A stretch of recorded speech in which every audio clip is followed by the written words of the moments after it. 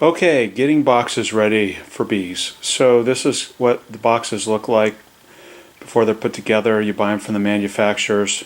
Typically they have pre-drilled holes, you can see, and then these wedges just fit in with each other. Tools, we have a hammer, a little wood glue, rubber mallet, and then I always keep a little tool around in case sometimes they don't cut these edges right, so when they go to fit they're off a little bit and you have to trim off a little bit of wood.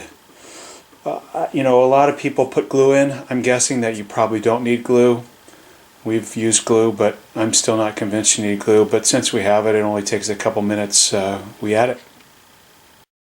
Good. Alright, so we've put little drops of glue in each of the 4 notches, and then I just take a sponge brush and spread it along the bottom and each of the sides of the 4 notches. And what we hope is that it creates a seal, possibly to keep out little hive beetles or whatever, but just to create a good seal so that it locks down really tight. Alright, once you got all the glue on there, then you just put the pieces together like a jigsaw puzzle. One of the things you want to make sure is that the handles are on the outside. We, most of the time, got them on the outside, but we had to take one apart earlier today because we made a mistake and it ended up being on the inside of the box.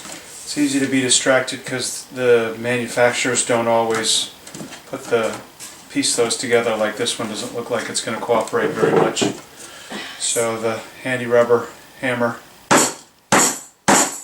helps, but sometimes it's off enough that we may need to actually trim that one. Can you see how far this one's off? Uh-huh. So we're going to stop the video and trim that up and then put it back together again. So you can kind of see how it didn't fit, and so this was kind of splitting. So what we're going to do is just trim off a little bit so it doesn't end up splitting any of the board. So you just get a little chisel and kind of trim it off like that, and that's probably pretty close. You don't want to do too much, but just trying to trim it off a little bit so it goes in and then it won't split the whole piece of wood. So that's it for that. Alright, so continuing on. So now that that's been trimmed, most of the time you can just gently tap these in. A lot of times they'll just fit real nice and you don't have to do any tapping at all.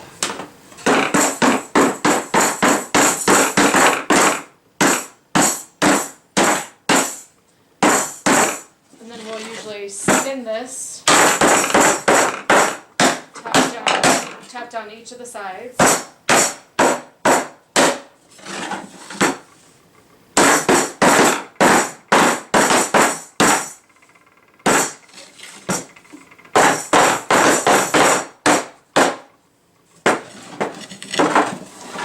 And then a lot of people will use some form of square. We just use a level, make sure our table's flat that we're working on, and then make sure we get it level.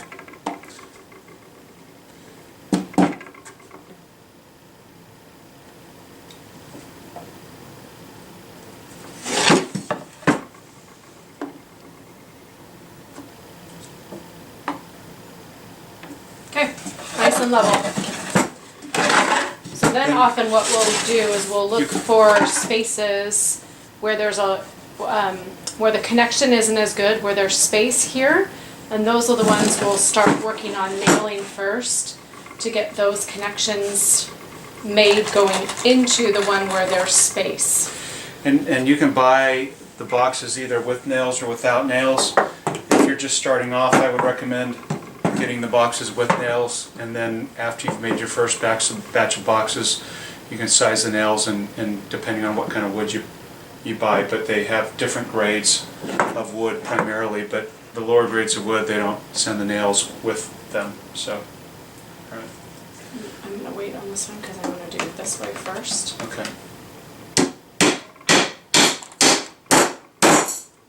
You want to do this one? Go down first. All right.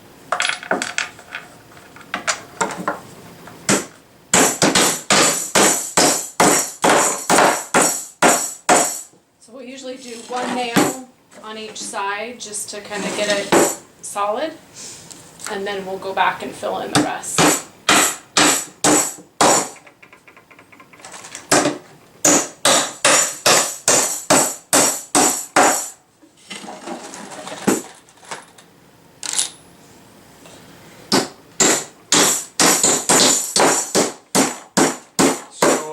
Since you've all seen somebody put nails in boards before, we're not going to tape the whole thing. Just wanted to get you an idea of our approach.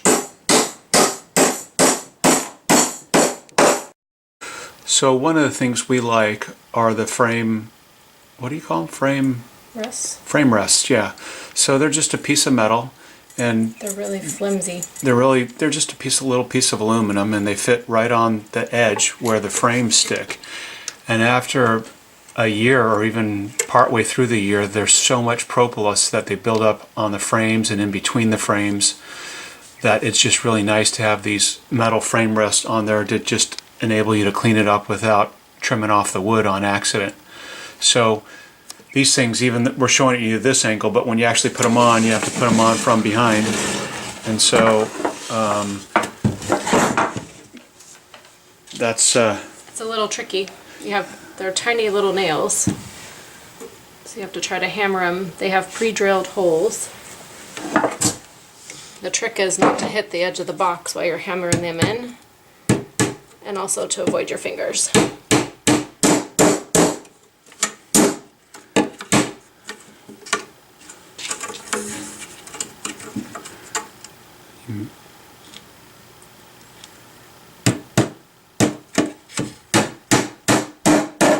One of the things you want to make sure, although we didn't do a very good job on this one, there is always a little bit of space. They don't fit all the way across, so try to center that in that space if you can.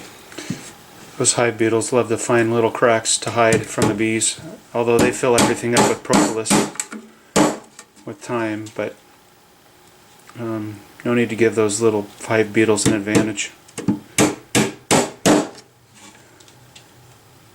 So that's pretty much it for the assembly of the hide boxes. We don't put the frame rests on the deeps. They're just not out there. On the On the honey supers, they're not out there enough that it really builds up, and you can just clean it off. Where these are, they're year round, and they make just an amazing amount of propolis. So that's pretty much it for the assembly. So the next step after this will be painting, so that will be our next piece. Okay, I wanted to show everybody our strategy for how we paint boxes. We're in our basement and laid out a ground cloth over the carpet. And what our little trick that we use is we grab a couple of chairs from our workshop table, use a 2x2, insert it through the boxes, and then we level them out and lift up the boxes. So we have, I think, 1, 2, 3, 4, 5, 6, 7, 8 supers and 7 deeps on 2 8-foot 2x2s. And then we'll show you a little bit when we paint it. You're just able to paint all 4 sides without having any trouble with anything touching the ground. So this is how we set it up.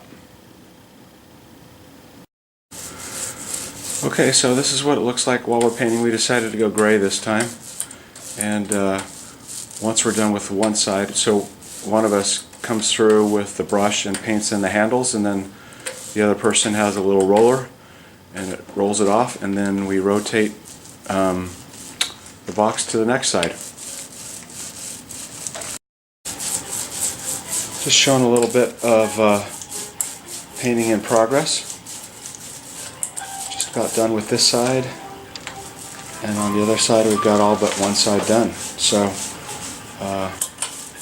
it just makes it so much easier, we find, to put them on these poles where you can paint all 4 at one time instead of putting them on the ground and then having to paint them at 2 different intervals. Okay, painting is all done. Goes really fast. When you can just rotate them like that, you don't have to come back. The only thing we do have to come back for is we're working on a couple of things like lids and some of those things, and those are just hard to get painted all the way down to the ground. And then we'll paint the tops of the levels of the edges with Thompson water seal, but we'll show you that also. Okay, one of the last steps we do for prepping our boxes is we take Thompson's water seal, Thompson's water seal, and we put it on the tops and the bottoms of all the boxes. Generally speaking, you don't get a lot of water on these, but sometimes, because the bees will propolize them shut, but sometimes some water will get in, and I don't know, it may be unnecessary, but I think if you keep your boxes for a long time, it may help it. So as you can see, we just kind of stack them up for easy painting and then do them one at a time. So one of the things you have to do to finalize the boxes is when you inspect the lids, sometimes the quality is really crappy. This is a great example of a crappy quality lid. You can kind of see these big spaces on the side, big space in the middle. The problem is the hive beetles go in there and they literally get under the wood, and the bees can't chase them down, or they get in these small spaces over here where the bees can't follow them, and it provides the hive beetles protection, and it just creates a problem. So I found that the best thing to do is fill it up with caulk. So I've got my caulk gun here, and I'm going to fill it up with caulk so that it can't be a haven for hive beetles. So I am not a caulking expert, so you can see, for those of you that I'm sure are good at this, this is a hideous job, but got to make sure all the cracks are filled. And so just wanted to show you guys that so that you wouldn't start the season like we did our first year, have all these big spaces, and it's kind of hard to caulk in the middle of the season when the bees are in the boxes. So wanted to show you that.